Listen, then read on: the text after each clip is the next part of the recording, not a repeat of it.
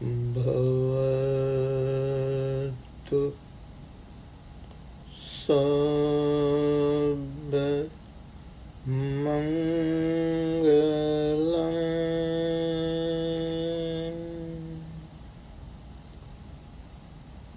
bhavatu sabba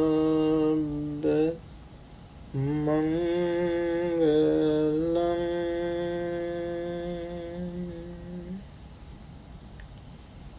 bhavatu sabba mangalam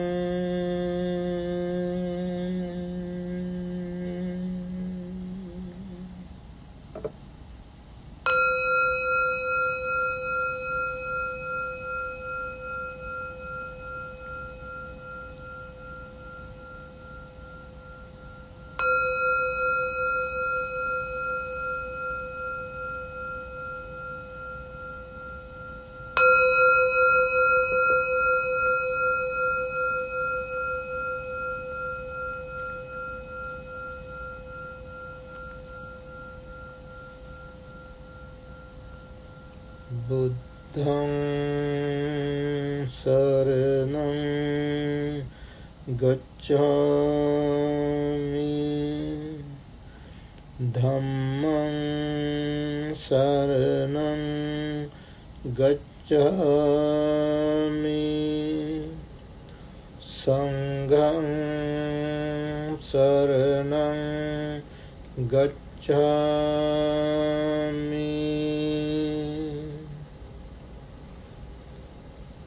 Friends, let us all study, investigate, and practice the real words of the Buddha.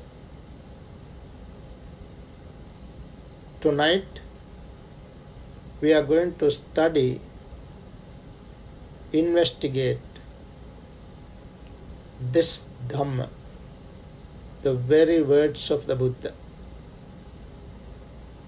from the original discourses. We have another special discourse. This is again from the connected discourses of the Buddha. The discourse number 122, 122 from chapter 22. The name of the discourse is Virtuous. Our topic tonight is what should be done by the virtuous one. What should be done by the virtuous one? Virtue is very important. It is the foundation of our practice. It is the foundation to build the spiritual mansion. Without a solid foundation, it is quite impossible to build a strong, proper mansion, castle, house, whatever. Virtuous, being virtuous, we can build that house, spiritual house of spirituality. The Pali term for virtue is sila, morality, or precepts. These are important, very much significant, without which quite difficult. You cannot come to the path. What is the path? The Noble Eightfold Path. The middle way, the middle path. That is the path introduced by the Buddha. If we practice this path, we can reach the goal. The Buddha said, this is the only way, this is the path. Path for what? There are different paths to go here, there are different ways, different destinations. But the Buddha has taught us the clear destination, which is the goal of the teachings. That is the full bliss of Nibbana, the supreme bliss of Nibbana. When we talk about a path, there is no path outside to go to reach that destination. All these are within the mind. The path is within the mind. The Noble Eightfold Path is condensed into 3 steps, 3 things. Of the 3, first thing is virtue, morality. First thing is first. Morality is the first. Virtue is the first. Being virtuous, the wise, instructed practitioner should follow this path.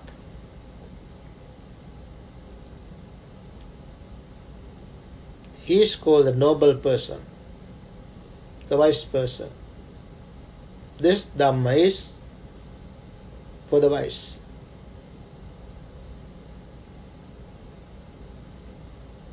Virtue is the first one. Then you can go to the second step. Second step is meditation. Being virtuous, you have to practice. Practice what? Practice serenity. Serene your mind. Calm your mind. That is serenity. Then the third step is wisdom, insight. That is the way. So, let's understand this particular discourse. This is a sort of dialogue between Venerable Sariputta and Mahakottita.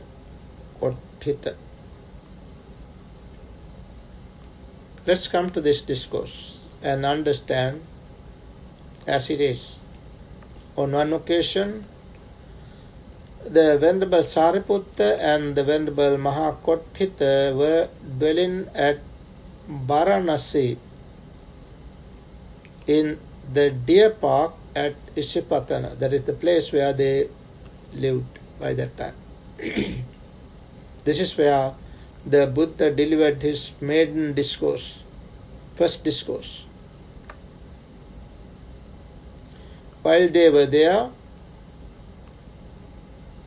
in the evening, one day in the evening, the Venerable Mahakottita emerged from seclusion, from his meditation.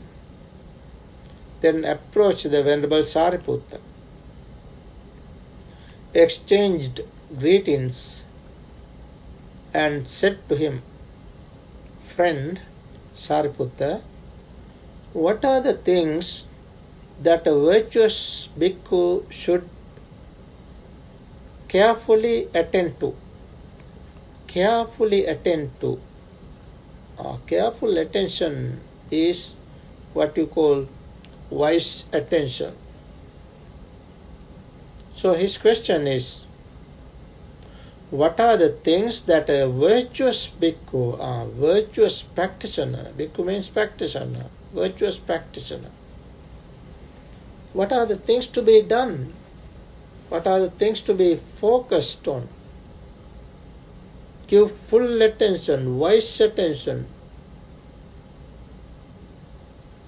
by the virtuous practitioner.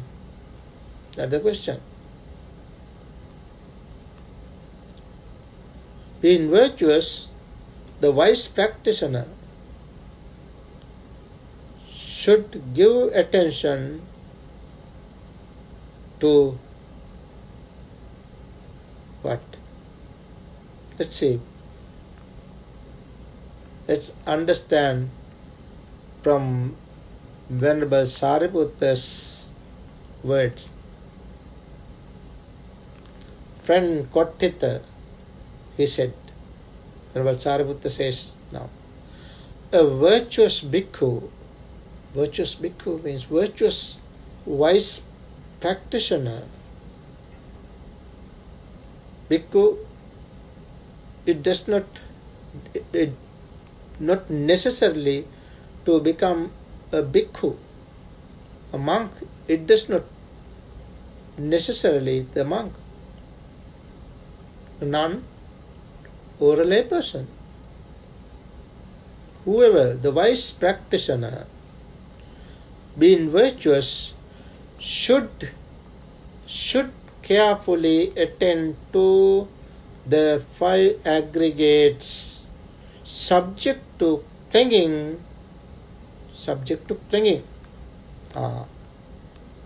5 aggregates subject to clinging.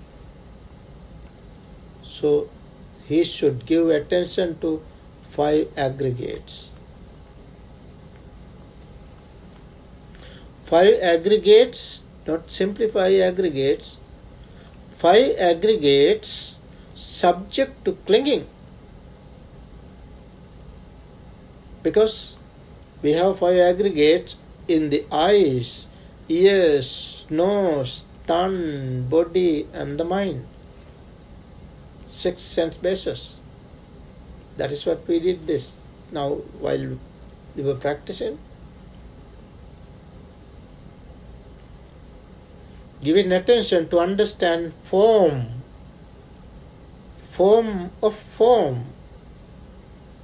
That means form of colors. Whatever colors we see. Form of sounds. Form of smell. Form of taste. Form of tangible. And form of thoughts. These are the form aggregates. Then you have feeling aggregates, perception aggregates, volitional formation aggregates, and consciousness aggregates. These are the 5 aggregates. Simply having these 5 aggregates is not matter. It doesn't matter. No worry. But the problem is we as worldlings cling to these 5 aggregates. That is why it is called aggregates subject to clinging. If we grasp these 5 aggregates, that is the problem. Even the Buddha has 5 aggregates. Arahants, the enlightened ones, have 5 aggregates. They do never cling to. Therefore, they have no suffering.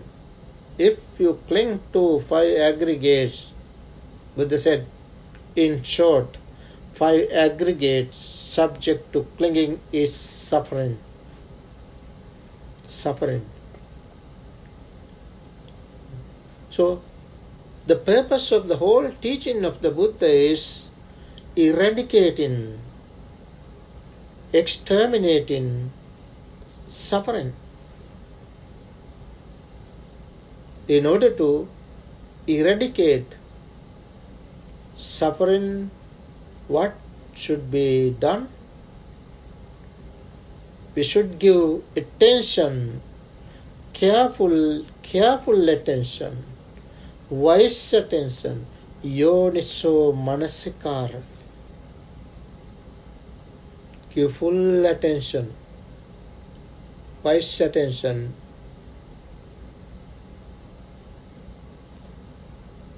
and we should understand 5 aggregates affected by clinging or subject to clinging. How? Venerable Sariputta says, try to see these 5 aggregates as impermanent. This is not permanent. That is what I guided you to try to see, try to understand. The smell.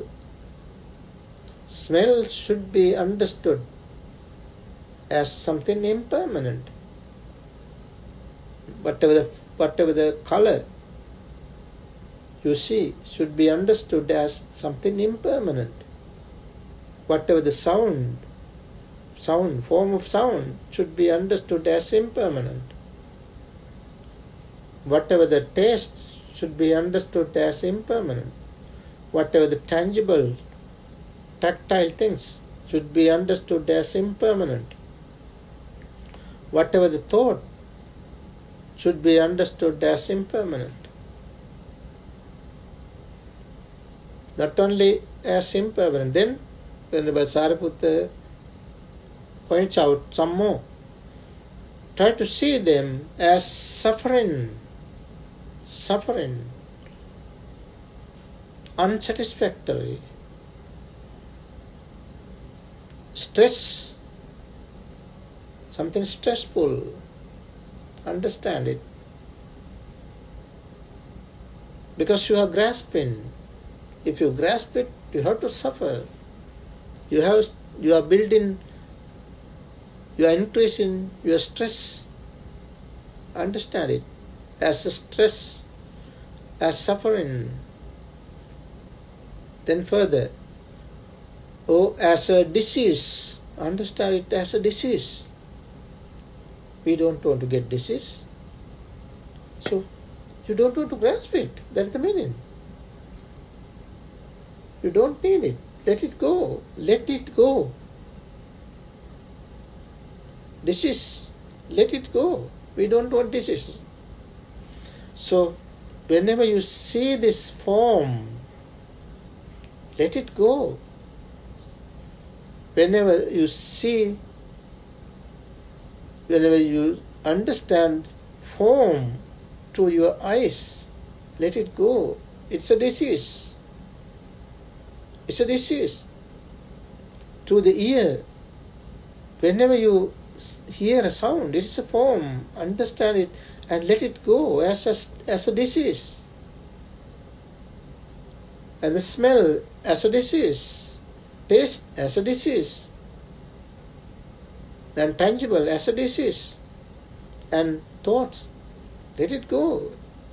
You don't want to grasp. The point is that you don't want to grasp. That is why you have to give attention and understand this as it is. As it is means as a disease. Understand it as a disease and let it go. Then, further Venerable Sariputta says, understand it as a tumor. As a tumor. Tumor. It's a cancer. It's a tumor. As soon as you understand this as a tumor, let it go. Cut it down. Cut it down. Remove it. What is that? Remove. What is to be removed? Form. If you remove this form, it is because of form we have feeling. It is because of feeling we have perception. If we have perception, we have volitional formations. All these come to be because of our feeling. Feeling of what? Feeling of the form. Right there. The process is starting there. So if you can cut off at the very beginning, when you see the object, when you see the form, if you do not cling to that, you do not have sort of grasping, you do not want to grasp it. No, you are not clinging to that feeling, that perception, volitional formations as well. That is why Venerable Sariputta advises here to see this, give full attention and understand this as impermanent, as suffering, as a disease, as a tumor, or as a dart, as something pointed, something dart, like a nail, like a dart, like an arrow. Remove it. Dart. Remove it. And as something misery, or as an affliction,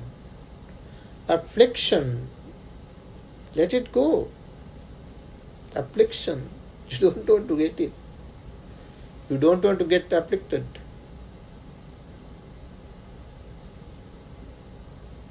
As something alien. When it is something alien, we don't want to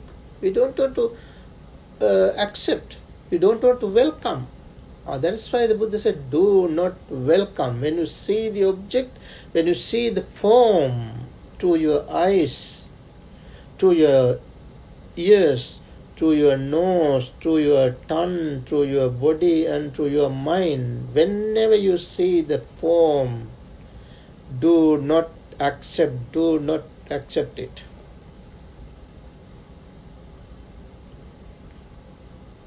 Nadivaseti, Buddha said, Nadivaseti. Do not accept it. Understand the peril of it. Understand the irrelevance of it. And then give it up. Do not welcome. Because it is an alien. We don't want. Let it go. Let it go is the most important thing here. Then Venerable Sariputta further says, try to see this, give full attention, and try to see this as something disintegrating. You don't want to see it as something integrated, but disintegrated, something disintegrating, dissolution. And furthermore, try to see it. Try to see what? Try to see form, feeling, perception, volitional formation and consciousness. From where? From the bases. We have 6 sense bases. Within the 6 sense bases, these 5 aggregates are continuously, constantly rising, passing. Do not cling to. Whenever you see this, try to let it go. Try to see that it is something impermanent, unsatisfactory, and without a self, non-self. Finally, Venerable Sariputta says, try to see it as a non-self, as something non-self. Non-self means not a substance, not a permanent thing. So, how many things there are? Venerable Sariputta gives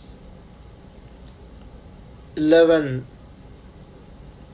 11 ways to see that object, that form,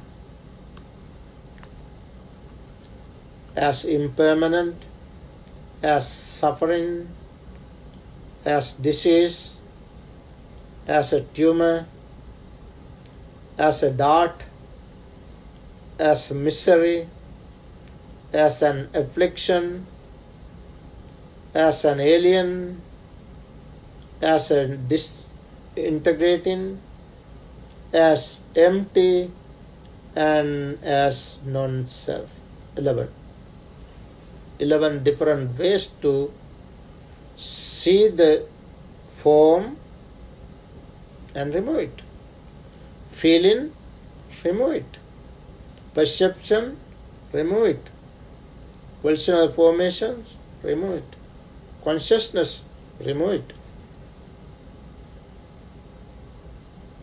Actually, we don't want to use all these 11, though Venerable Sariputta has given 11 methods, 11 different ways to see this. One is enough. If you can understand the object, this is the important thing. Understand that form through the eyes, form through the ears, form through the nose, form through the tongue, form through the body, form through the mind. If you can see that form as something changing, something impermanent, then you let it go. One is enough.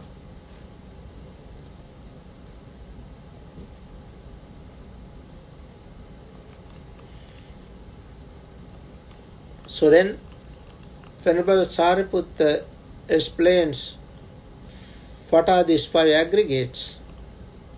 Already you know this, since we have studied this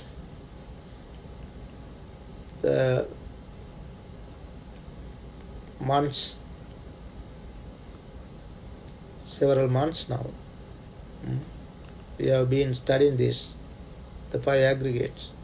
Venerable Sariputta says, what 5? According to this discourse. What are the 5 aggregates? The form aggregate subject to clinging, the feeling aggregate subject to clinging, the perception aggregate subject to clinging, the volitional formation aggregate subject to clinging, the consciousness aggregate subject to clinging. Those are the 5 aggregates. 5 aggregates subject to clinging. Then a virtuous bhikkhu should carefully attend to these 5 aggregates subject to clinging as impermanent, as suffering, as disease, as a tumor, as a dart, as a misery, as an affliction, as alien, as disintegrating, as empty, as non-self. Further he says, Venerable Sariputta says, what happened? What really happened? What is the purpose of seeing this as this way? What is the purpose? What would happen to you if you see this as a virtuous practitioner? When, friend, a virtuous bhikkhu, virtuous practitioner, carefully attends thus to these 5 aggregates subject to clinging, it is possible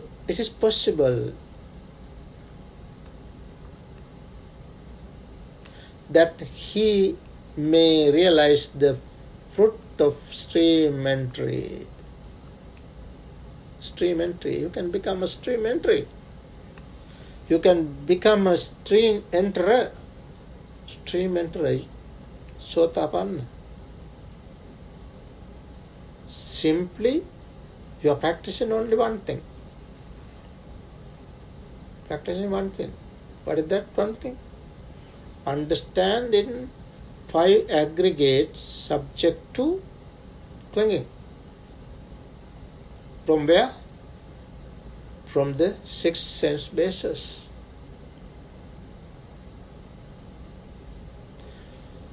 Whole Dhamma, as I see, the whole Dhamma is based on 5 aggregates.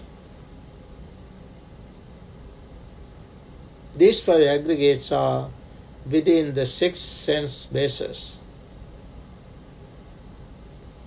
Friends, this is why we have to understand, we have to be mindful. We have to develop our mindfulness by practicing meditation like mindfulness of breathing, or as the Buddha has taught us, the technique of mindfulness in the discourse of the greater discourse of the development of the establishment of mindfulness, Satipatthana Sutta. We have to develop our mindfulness. Without mindfulness, we cannot understand this.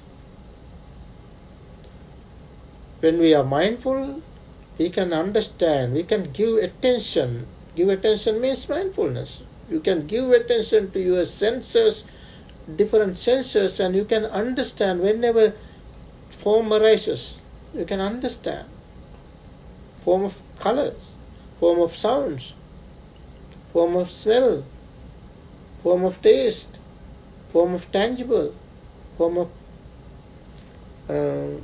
thoughts. You can understand. And then you do not cling to this.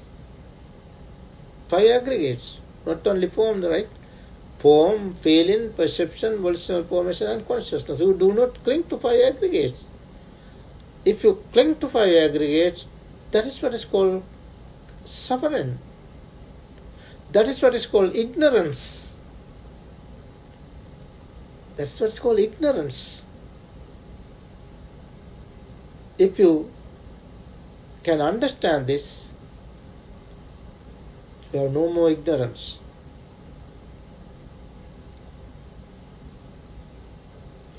So, then you can become a stream enterer if you understand this. Then Venerable Mahakottita asks another question. But friend Sariputta, what are the things that a bhikkhu who is a stream enterer should carefully attend to? Now, being virtuous, if you are giving full attention to your senses and understand these 5 aggregates subject to clinging, you can become a stream enterer. Then his question is, if as a stream enterer, what should be done? What should he do? Friend Kottita, Venerable Sariputta says, Friend Kottita, a bhikkhu who is a stream enterer should carefully attend to these 5 aggregates subject to clinging as impermanent, as suffering, as a disease, as a tumor, as a dart, as misery, as an affliction, as alien, as disintegrating, as empty, as non-self. Same thing. Same 11 ways are given to the stream enterer also. So that means stream enterer also has to practice the same thing.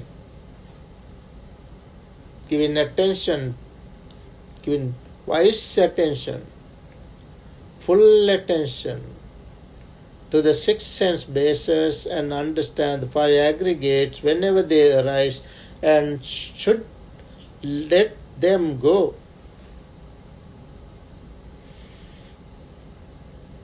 Let them go.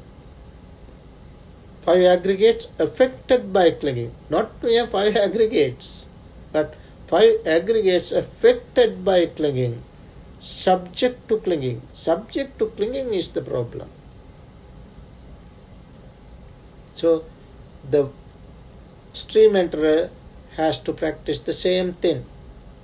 When a bhikkhu who is a stream enterer carefully attends thus to these 5 aggregates subject to clinging, it is possible, Venerable Sariputta says, it is possible that he may realize the fruit of one's returner. One's returner, you become a one's returner. As a stream enterer, you are practicing. Then, as the result, practicing the same thing, you can become a one's returner. That is the meaning. Then, Venerable Mahakottita asks further question. But, friend Sariputta, what are the things that a bhikkhu who is one's returner should carefully attend to? But what should be done by one's returner? That's the question. Venerable Sariputta says, friend Kottita, a bhikkhu who is a one's returner should carefully attend to these 5 aggregates subject to clinging as impermanent, as suffering, as a disease, as a tumor, as a dart, as misery, as an affliction, as alien, as disintegrating, as empty, as non-self. Same thing. Same 11 factors to be contemplated upon, to be understood, and should let them go. Let these 5 aggregates go. 5 aggregates of clinging should go. Should let them go. Try to see them to different aspect, different ways, like something impermanent, something suffering, something a disease, like a disease, as a tumor. You can select one of these 11. Say, for instance, you can understand the form as a tumor, or the form as a disease, as something disease. Why should you accept? Why should you welcome? No, let it go. As a tumor, let it go. You don't want tumors. Let it go.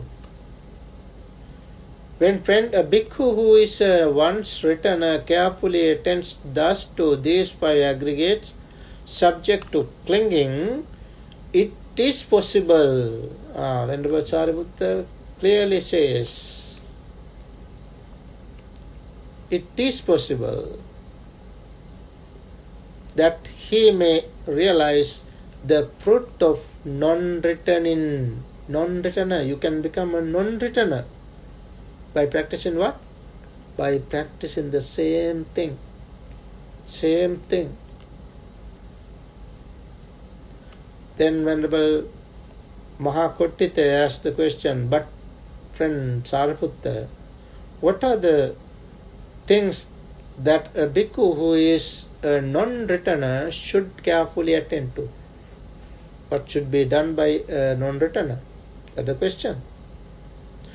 Venerable Sariputta answers, friend Kottita, a bhikkhu who is a non-returner should carefully attend to these 5 aggregates subject to clinging as impermanent, as suffering, as a disease, as a tumor, as a dart, as misery, as an affliction, as an alien, as disintegrating, as empty, as non-self. Same thing to be practiced by the non-written as well. Then what will be the result? When a bhikkhu who is a non-returner carefully attends thus to these 5 aggregates subject to clinging, it is possible that he may realize the fruit of arahantship. What will happen? He will become the enlightened one. Fully enlightened one, fully liberated one. That is the goal. That is the goal of the teaching of the Buddha. That is the highest goal. Human perfection.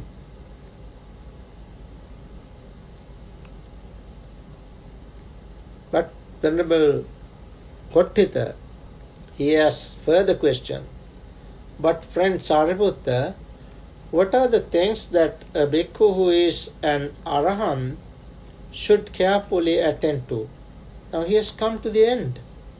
Arahantship is the end. Human perfection. He has come to the perfection. He has nothing to do. Because done what had to be done. But Venerable Mahakottita asked the question. The answer is, Venerable Sariputta says, friend Kottita, a bhikkhu who is an arahant should carefully attend to these 5 aggregates subject to clinging as impermanent, as suffering, as a disease, as a tumor, as a dart, as a misery, as an affliction, as alien, as disintegrating, as empty, as non-self. Same thing. Same thing. For the arahant, Venerable Sariputta further says, for the arahant, friend, there is nothing further that has to be done and no repetition of what he has already done. However, when these things are developed and cultivated, the same practice, same thing is to be practiced by the arahant as well. When these things are developed and cultivated, they lead to a pleasant living, peaceful living here in this society, because the arahant has to live. In order to live peacefully, happily, light-heartedly, he has to practice, develop, cultivate. Then they lead to a pleasant dwelling in this very life and to mindfulness and clear comprehension. Further, friends, this is how this wonderful discourse, that dialogue, this wonderful dialogue took place between Venerable Sariputta and Mahakottita. It's really a marvelous discourse. Let's understand this wonderful and marvelous teachings of the Buddha. They talked about the teachings of the Buddha. These are the immediate disciples of the Buddha. So let's read these original teachings of the Buddha again and again and try to understand this properly, correctly, clearly, and put them into practice so that we can experience the same thing here in this very life. May we all realize that real peace, real happiness of Nibbana. Sadhu, sadhu, sadhu.